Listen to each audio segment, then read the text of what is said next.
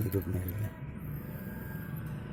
சிவன் இவர் மகான இவர் தான் நம்பி கும்பிட்றேன். என்னென்னா எப்படி தெரியாது, இப்போது ஒரு 20 நாளாக என் லைஃப் சேஞ்ச் ஆகிருக்கு. அது கடவுளுடைய அருள் தான்.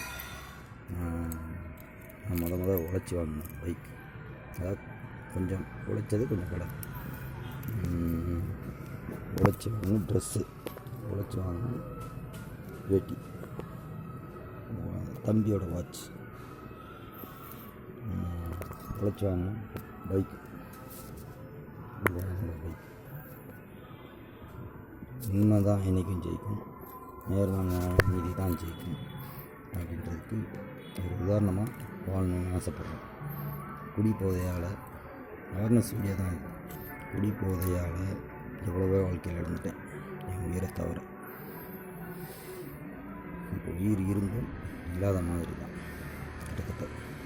பணம் தான் உடம்பு அப்படின்னு தெரியல. குடி போதையில் நம்பி போய் என்னாச்சு. அது ஞான கங்கைன்ற புக்கு, அந்த எல்லாமே என்னை மீட்டெடுத்த என் தங்கங்களுக்கு, அனைத்து உயிர் ஜீவன்களுக்கும் நன்றி.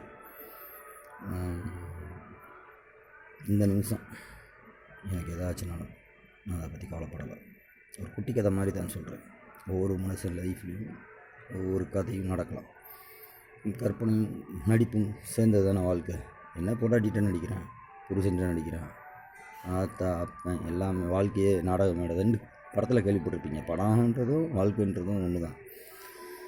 என்ன அவங்க நடிச்சுட்டு காசு வாங்குவாங்க, இங்கே காசுக்காக இவங்க மற்றவங்க நடிப்பாங்க. அப்படி நடிக்காமல் ஒருத்தருக்கு ஒருத்தர் போய் சொல்லிக்கிறாங்க. உண்மையாக ₹1 இருந்தாலும் உண்மையாக சம்பாரித்து வாழணும். அந்த ₹1 சேர்த்து வச்சா ஒரு நாளைக்கு ₹1 நம்ம வாழ்நாள் எவ்வளோ நாள் வாழ்கிறோன்னு தெரியாது. அவ்வளோ நாளில் எல்லோரும் உண்மையாக இருந்து அந்த ₹1 சேர்த்து வச்சா போதும். 10 பைசா இன்னும் தப்பா அணியின் படம் மாதிரி தான்.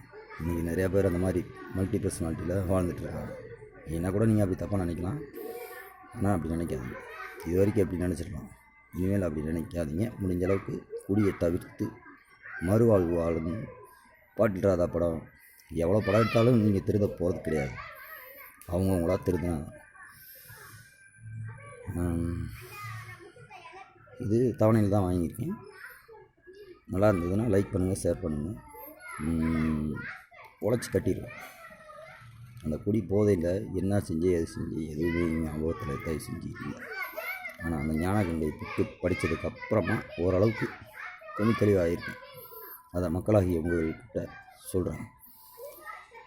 அதை எடுத்து வந்தாங்கன்னு வாங்கி படித்து வாழ்க்கையை என் மாதிரி ஆகாமல், குடி போதையில் அதாவது குடிக்கு அடிமையாகி பின்னாடி போகாமல் ஒரு நல்ல முறையில் வாழ்க்கையை வாழ்ந்துட்டு நல்லவன் பேர் எடுத்துட்டு எல்லாருக்கும் கடைசியாக இருக்கிற ஒரே சொத்து அண்ணா கையிலேருந்து அத்து விட்டுருவாங்க அப்படி இப்படின்வாங்க. எல்லாருக்கும் கடைசியாக இருக்கிற ஒரே வீடு 6 அடி நிலம் கூட சொந்தம் கிடையாது.